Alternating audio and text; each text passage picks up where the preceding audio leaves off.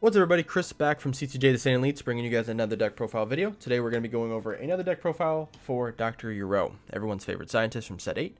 Make sure you guys like and subscribe. Let us know what you guys think of the deck profile. I will leave a deck listing down below as usual. And hit that bell for all notifications so you guys get a notification whenever we are making new content. So this leader here, I feel, is going to be very good in set 8. I think it is just very good in general. Just not a lot of people play it. The archetype's a little weird. It's a very defensive archetype that revolves around using this lab and your awaken ability to basically win the game. So it's kind of a weird minigame that you're playing. But I think as this deck continues to get more support, I think it is pretty good.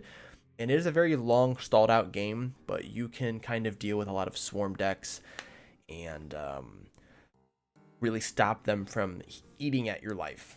So before we get into the field spell, we'll just go over the leader. When this leader swings, you search the top 7 for a Frenzy Warrior.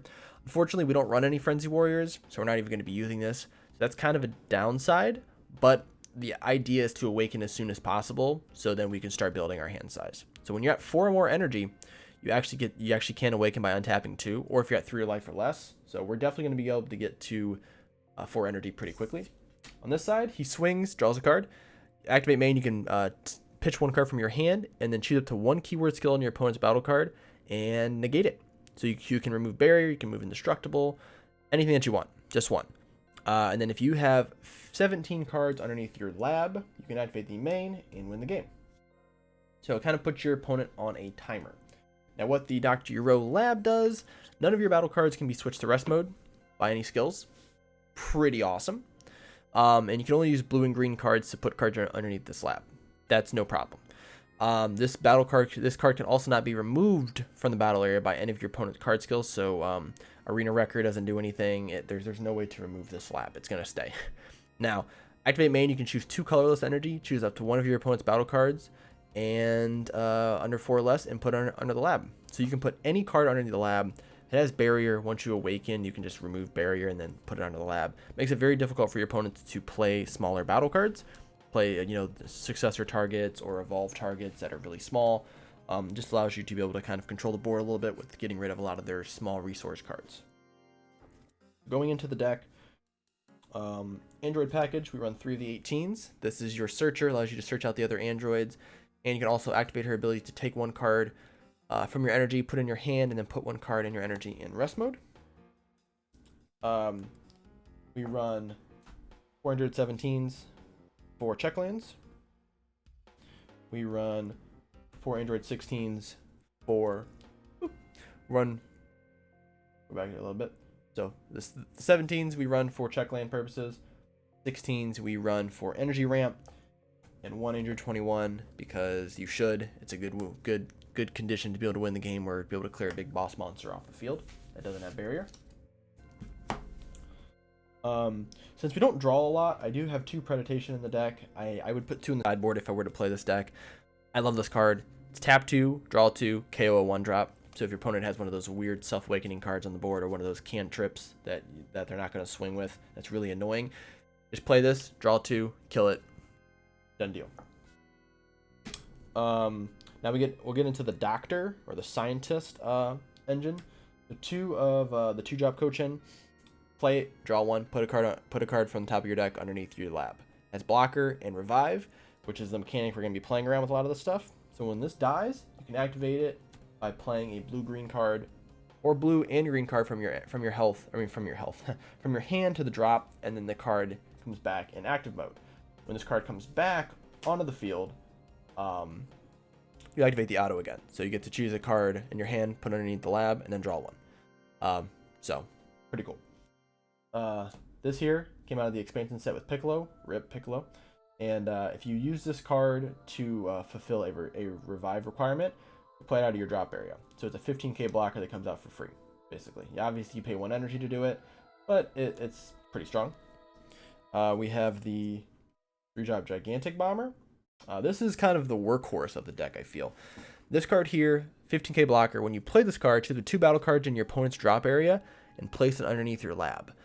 This is really good because a lot of decks that are starting to play cards from the drop area, you have the rebrand that has hand destruction, you have the Goku apes, You basically just put them underneath the lab and they don't get access to them again. And it has revive, so you can revive it again and do the same thing. We have the 6-drop here. The 6-drop is kind of your win condition. It's 25k blocker barrier, or blocker deflect, no barrier. But when this card comes down, you choose 6 cards in your drop or 6 cards on top of your deck and put them into your lab. So you get to fill 6 cards in there real quick. Almost gives you a complete win condition there. And when this card activates blocker, once per turn, you can switch it back to active mode. What's nice is that this card's really never dead because it is a 5k combo. It's weird. It's a 6-drop that's not a 10k combo. So this card's really never dead. It's gonna have ability to be comboed with if you absolutely need to. 3 Piccolo simulated ability. I think this card is fantastic. I love this card. I bought it when it went down. The 4th one just doesn't fit in the deck currently, but having 3 of them is plenty. Basically, you play this card, you sit it down on the field behind all these blockers, and it has barrier, so it's kind of hard to deal with. When one of your, during battle, bond 2, so it just has to have another battle card in the field. You choose one of your opponent's battle cards, energy cost 5 or less, and KO it. When you KO it, you draw the card.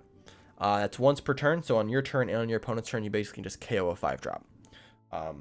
Really, really strong. And because you have so many blockers, it just gives them a good way to just be able to sit behind and just KO stuff.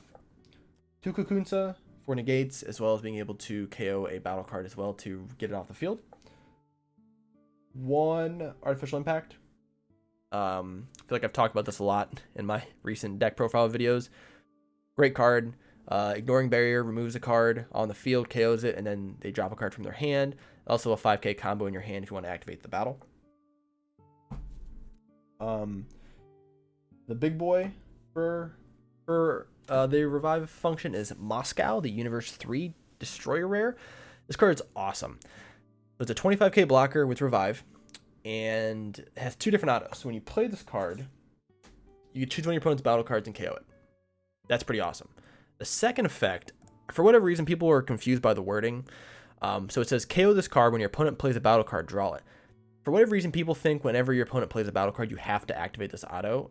That's not true. If it was the other way around, if it said when your opponent plays a battle card, KO this card, that would be different. But it says when you KO, you basically, the first function is you have to KO this card. Okay, you KO it when your opponent plays it. Then when your opponent plays a battle card, you KO this and you draw 1. So if your opponent plays Beerus, okay, the arrival no holds barred Beerus, okay, they play Beerus, they target this to KO this. Technically, you can activate this, KO it, and then it's gone. So I'm pretty sure that how the ruling works is that it would KO it, and then Beerus's card would just go into pending, and then you draw a card. So then Beerus's auto would then resolve. You can then pay this arrival to bring this card back and then KO the Beerus. That's how I'm pretty sure that it works. If I'm wrong, someone tell me in the comments. I'm sure somebody will. But I'm pretty sure that's how it's played because it's removing it first. If the card said, if it said whenever your opponent plays a battle card, KO this card, but it says you KO it first. So I think it just triggers automatically whenever they play a battle card. You just have to probably argue it. But I may be wrong, so someone can let me know. But regardless, still a super good card. 25k blocker, allows you to just get more blockers up on the board, so your Piccolo simulated ability can mess people up, and KO stuff. And if you want to revive it, you can just draw a card and KO something. Very, very good. Another 5-drop. The rebrand we run 1 of since our leader is a green leader. This gives us a board clear if you absolutely need to. When this card dies, we can use it to bring back a Piccolo, since Piccolo is a 4-drop. And it just allows us to just continue doing the same thing that we were doing beforehand. When this card's in rest mode, your opponent can only attack this card, can't attack anything else, can't attack Unison or Leaders or other battle cards, has to attack this card. It gives us a good defensive wall. 2-in potential, since we are a green leader, bounces back anything 4 or less, and then we get to restand an energy. So it's a 1-drop counterplay basically. 3 sensu beans. Since we're not a blue leader, we can't run dimension magic, but this allows us to be able to restand some energy, so we can get it. A new addition to the deck is Pretty Black Hole. So what this card does, it is a negate. You choose one of your battle cards, negate its skills, and then place it in the drop area. So it's not a KO. Place it in the drop area, which is pretty good. If you do, you draw a card, and then you choose any number of your opponent's non-token battle cards with an energy cost less or equal to the energy of the card you place in the drop area, and you KO them.